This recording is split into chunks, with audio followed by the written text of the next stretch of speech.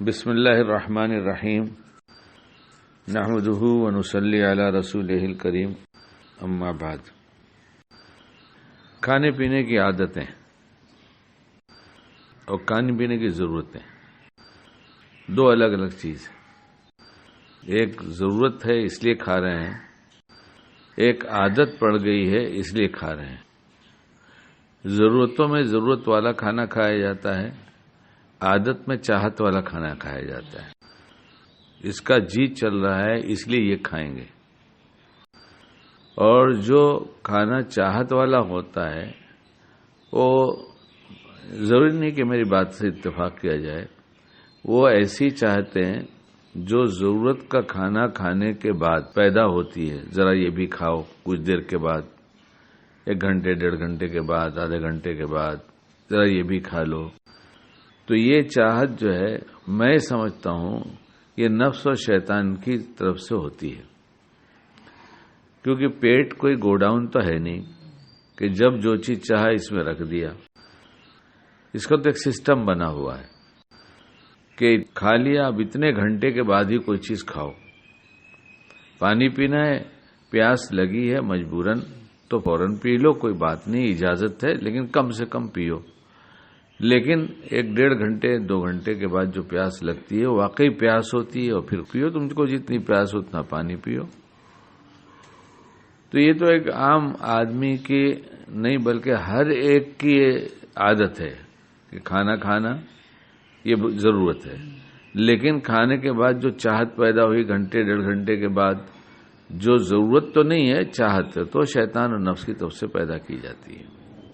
اتفاق ضروری نہیں میری بات سے، اور میں سمجھتا ہوں یہ چاہت جو پیدا کی جاتی ہے یہ بڑی نافع ہے، ہمارے لیے بہت نافع ہے کہ ان چاہتوں پر اگر ہم تھوڑی سی ہمت کر کے اس پر قابو پا لیں اور یہ خواہش پوری نہ کریں، تو خواہش کو دبا لینے کی اور خواہش کو اپنے کنٹرول میں کر لینے کی عادت اسی سے پڑے گی۔ یہ چاہتے نہ پیدا ہوگی تو نہیں پڑ سکتی۔ تو یہ چاہتوں کو اپنے کنٹرول میں کرنے کی جب عادت بن جائے گی تو جب باہر نکلیں گے اور ایسی جگہ پہنچیں گے جہاں پر نفس کہے گا دیکھ لے۔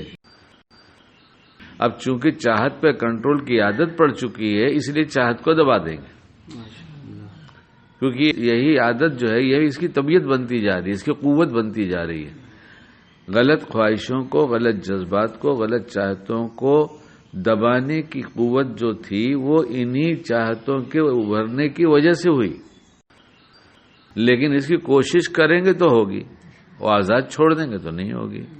اس لیے ہر چاہت کو دیکھ لینا چاہیے کہ یہ چاہت پوری کرنا، نہ کریں تو کیا نقصان ہے، اور کر دیں پوری تو کیا نقصان ہے۔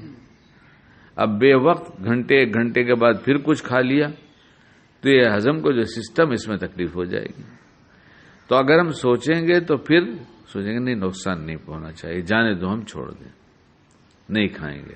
اب یہاں ہم جیت گئے، اس خواہش کو ہم نے قابو میں کر لیا، تو اب ہمیں خواہش کے قابو کرنے کی مشق شروع ہو گئی ہماری۔ اور یہی نہیں کہ صرف یہی ہوگی، یہ تو جہاں ایسی بات پیدا ہوگی، غلط ہے یا صحیح ہے، نفس کا تقاضا کا غلط خواہش کا نہیں کریں گے، وہ عادت بن چکی ہے، اب ہم کو کنٹرول کی، یہ ہمارے اندر ایک پاور پیدا ہو گیا، ایک طاقت پیدا ہو گئی۔ تو اس لیے یہ پیدا ہونا نہیں چاہیے، ایسا نہیں، خواہش تو ہونی چاہیے، چاہتے تو ایسی ہونی چاہیے، لیکن ہر چاہت پر دیکھ لینا چاہیے یہ ہمارے لیے نفع کی ہے نقصان کی ہے۔ کچھ چاہتے ایسی ہیں کہ جو تھوڑی دیر کے لیے ٹال دو، پھر اس کا موقع ہے تو کھا لو تو نفع کی ہے۔ اس وقت جو پیدا ہوئی اس وقت مت کھاؤ، اب اسے جانے دو، ایک وقفہ جانے دو، 4 گھنٹے کچھ گھنٹے جو کہتے ہیں اطباء کہ کھانا ہضم ہو گیا ہے، اب تم دوسرا کھانا کھا لو، کچھ بھی کھانا ہے تم کو جو۔ تو اس لیے اپنی خواہشوں کو کنٹرول میں لانے کے لیے یہ سب ایسی چیزیں بار بار پیش آتی ہیں۔ اللہ ہمیں سمجھ دے دے کہ کیا چیز ہم کو کس وقت کھانا چاہیے، یا کون سا کام ہمیں کس وقت کرنا چاہیے اور کس وقت نہیں کرنا چاہیے۔